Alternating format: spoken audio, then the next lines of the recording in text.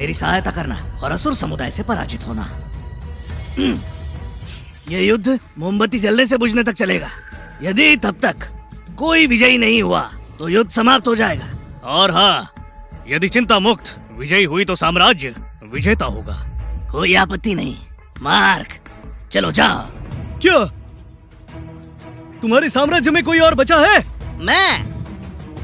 तुम? भ्राताश्री, अब देखिए, साम्राज्य के लिए युद्ध करना हमारा कर्तव्य है।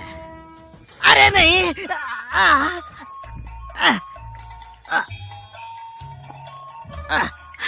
मैं घायल हो गया, युद्ध नहीं कर सकता। ये एक सच्चा युद्ध है, मेरा हाथ कट गया, पराजय स्वीकार है। तू ऐसे ही पराजय स्वीकार कर रहा है? तुम्हारा साम्राज्य इतना दुर्बल है? मैं कहता हूँ तू नाटक कर रहा है और अच्छा कर सकता है क्या? मुझे लगता है तुम जानबूझकर हारे। बकवास बात, मैं इतना नाजुक हूँ, मुझसे और चोटें नहीं सही जाती। लज्जास्पद, पीछे हटो। अरे छोटे शिष्य, तूने साम्राज्य के लिए युद्ध किया, साम्राज्य के लिए चोट खाई। मैं निश्चित करूंगा तुझे बाद में पुरस्कार मिले। हाँ, साम्राज्य के लिए युद्ध करना एक गौरव है, ये गौरवशाली घाव है। ठीक है, अब बस चुप रहे। साम्राज्य से कोई और मुझे चुनौती देगा? मैं तैयार हूँ।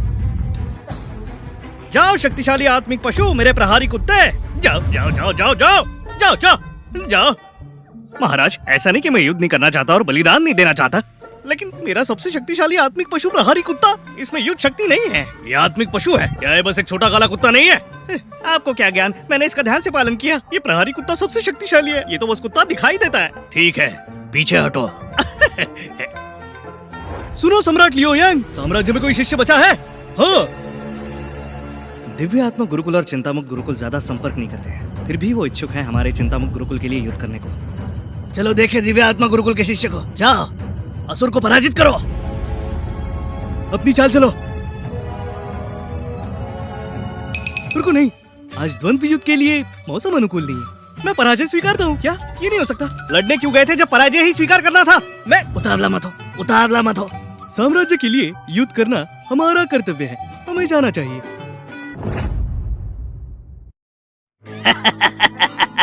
नहीं सोचा था तुम्हारा चिंतामुक्त गुरुकुल इतना अप्रिय होगा। सब इच्छा करते तुझे मृत्यु प्राप्त हो। बकवास बात, हम स्पष्ट युद्ध कर रहे हैं साम्राज्य के लिए। ऐसा नहीं है कि मैं युद्ध नहीं करना चाहता, मैं एक आत्मा पशु संचालक हूँ। मेरा आत्मा पशु नहीं मानता तो मैं क्या करूँ? मैं तुम्हें बता रहा हूँ, बाहर वालों पे विश्वास नहीं किया जा सकता। अगला कौन है? कौन आगे बढ़ रहा है? आगे आओ। अब मैं जाऊंगा।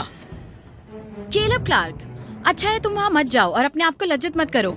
चुनौती स्वीकार है। अरे छोटी बहन,